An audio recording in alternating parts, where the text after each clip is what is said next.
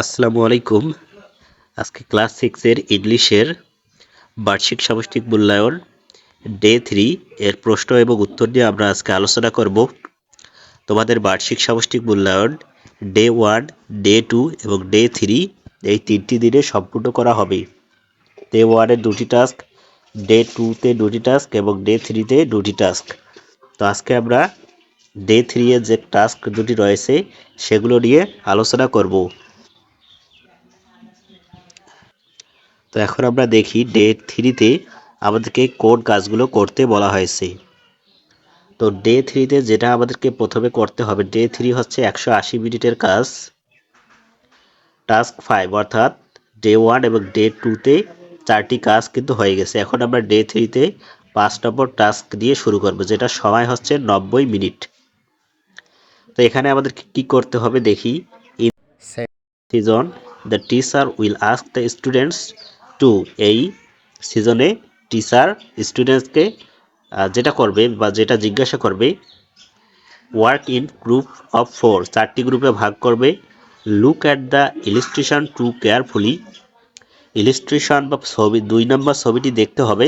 অর্থাৎ ডে 2 এর যে 2 নম্বর টাস্কের যে ছবিটি ছিল সেটা আবার দেখতে হবে। অর্থাৎ একটা মহিলার ছবি জানলা দিয়ে যিনি উকি দিচ্ছিলেন সেই ছবিটি খুব ভালোভাবে সতর্কতার সহিত দেখতে হবে। নাও ইমাজিন হু ইজ শি, এখন আমাদেরকে কল্পনা করতে হবে তিনি কে। আমাদেরকে কিন্তু ভাবতে হবে যে তিনি কে, এই মহিলাটি যে জানলা দিয়ে উকি দিচ্ছেন তিনি কে। আমাদের নিজের মতো করে ভাবতে হবে। হোয়াট ইজ শি ডুইং, সে কি করছে। হোয়ার ইজ শি, সে কোথায়। And what is she watching, what she is watching or looking for through the window, জানলার বাইরে দিয়ে তিনি কি দেখতেছেন এটা কিন্তু আমাদেরকে কল্পনা করতে হবে। আমাদেরকে নিজে নিজেই ভাবতে হবে ছবিটি দেখে দেখে। তারপর দেখি এরপরে যেটা করতে হবে সেটা হচ্ছে imagine 2 or 3 characters if you were to write a story line using the illustration and give their names, decide their names. এখন আমাদেরকে 2 থেকে 3টা চরিত্র বা 2 থেকে 3টা মানুষের নাম এই ছবিটি দেখে চিন্তা করতে হবে। যদি আমরা একটা গল্প বা একটা স্টোরি লাইন তৈরি করতে চাই তাহলে আমাদেরকে 2 থেকে 3টি ক্যারেক্টার বা চরিত্র বা মানুষের নাম আমাদেরকে এই যে পিকচারটি রয়েছে সেটা থেকে আমাদেরকে কল্পনা করতে হবে। তো একটু পরেই কিন্তু আমি এর উত্তরটুকু তোমাদেরকে দিয়ে দিব, একটা নমুনা উত্তর। তো তার জন্য তোমরা অবশ্যই মনোযোগ সহকারে শেষ পর্যন্ত ক্লাসটি করো। এরপরে বলছে think what will there relationship, তাদের মধ্যে যে সম্পর্ক, যে 2 থেকে 3টা আমরা চরিত্র বা মানুষের নাম বের করব তাদের মধ্যে কি সম্পর্ক হতে পারে সেটা আমরা ভাববো। Think some dialogues that the imaginative characters will tell to each other, এখন আমাদেরকে কিছু ডায়লগ ভাবতে হবে। তো এই যে এই 3 থেকে 4 জন বা 2-3 জনকে আমরা যে ক্যারেক্টার ভাবলাম তাদের মধ্যে কিছু ডায়লগ বা কথোপকথন আমাদেরকে নিজে নিজেই কল্পনা করতে হবে। Right who are telling the dialogues to whom, কার সাথে কে কথা বলছে সেটা আমাদেরকে লিখতে হবে। Right why the characters are telling the dialogues, কেন সেই ডায়লগগুলো বলা হচ্ছে সেটাও লিখতে হবে। অর্থাৎ মোট কথা আমাদেরকে একটা এই পিকচারটা দেখে একটা ডায়লগ তৈরি করতে হবে। এখানে আমাদেরকে যেটা করতে বলছে, আমরা এই যে ছবিটি দেখব, দেখার পর আমরা চিন্তা করব যে এখানে কে কে থাকতে পারে বা এখানে কি থাকতে পারে, এবং 2 থেকে 3টি ক্যারেক্টার বা চরিত্র বা মানুষের নাম আমরা ভেবে নেব। ভেবে নেওয়ার পর তাদের মধ্যে সম্পর্ক, তাদের মধ্য থেকে কি হতে পারে, কি বিষয়ে তারা কথা বলতে পারে সেটা আমরা ভেবে নেব। তো এখন আমরা উত্তরে চলে যাই। তো ডে 3 টাস্ক 5-এ আমাদেরকে একটি কিন্তু ডায়লগ তৈরি করতে বলা হয়েছে। ডায়লগটি কোথা থেকে তৈরি করব, যে ডে 2 এর টাস্ক 2 নম্বর টাস্ক থেকে, অর্থাৎ 4 নম্বর টাস্ক থেকে যে একটি পিকচার ছিল, একটি বয়স্ক মহিলার পিকচার, সেখান থেকে কিন্তু আমাদেরকে একটা ডায়লগ তৈরি করতে হবে। তো ডায়লগটা আমি তৈরি করেছি, তোমরা দেখো। তো ডায়লগটি হবে এরকম, আমরা যে ছবিটি ছিল সেখানে আমরা দেখেছি যে একজন বয়স্ক মহিলা জানলা দিয়ে উকি দিচ্ছিলেন।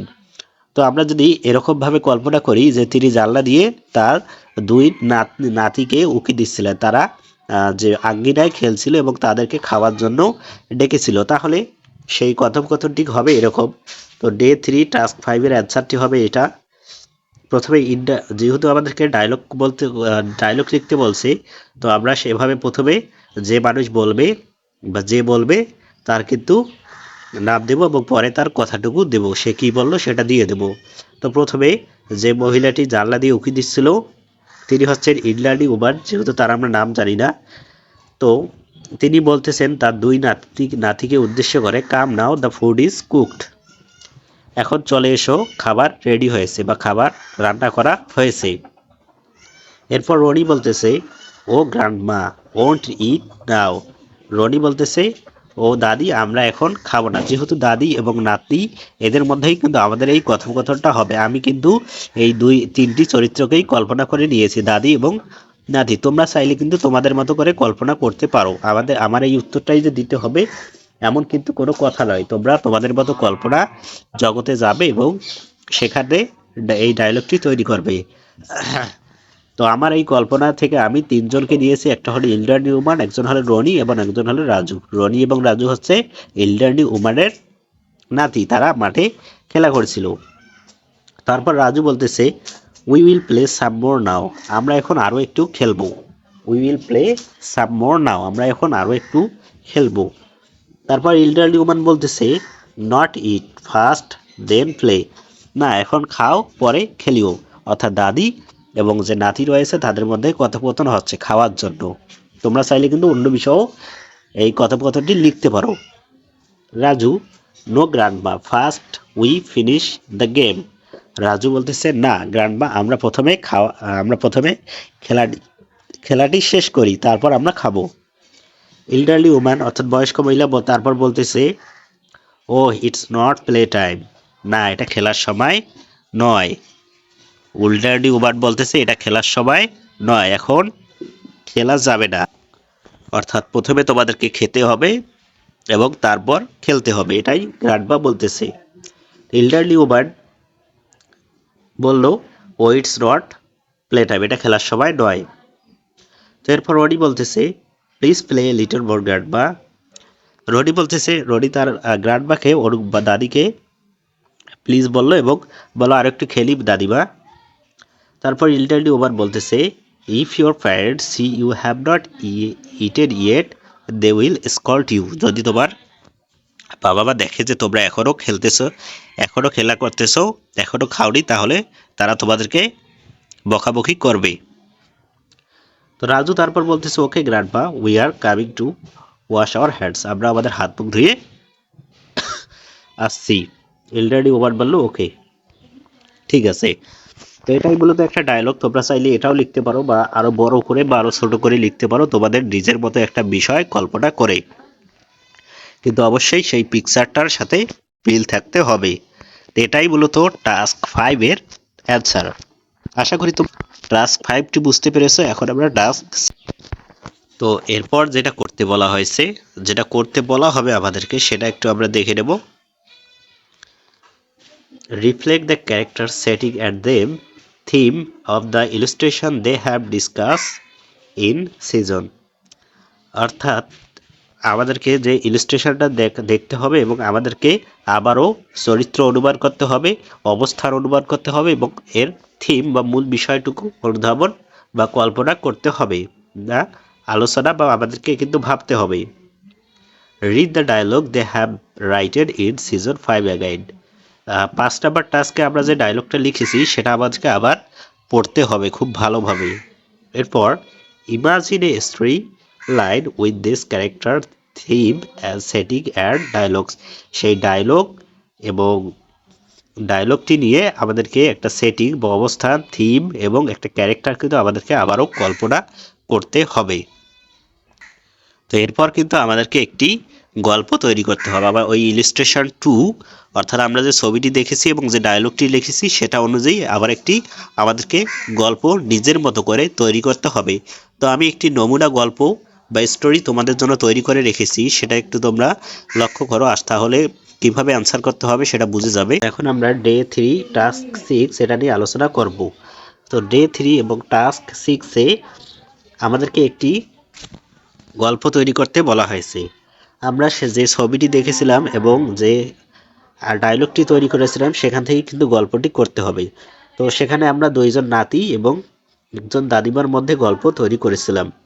তো সেই অনুযায়ী কিন্তু একটা দুই নাতি এবং দাদিকে নিয়ে গল্পটি তৈরি করতে হবে। Grandfather and her two grandsons, grandfather এবং তার দুই গ্র্যান্ডসন্স বা তার দুই নাতি। তো গল্পটি হবে এরকম: Once upon a time in a small village, grandfather's name was Mirali.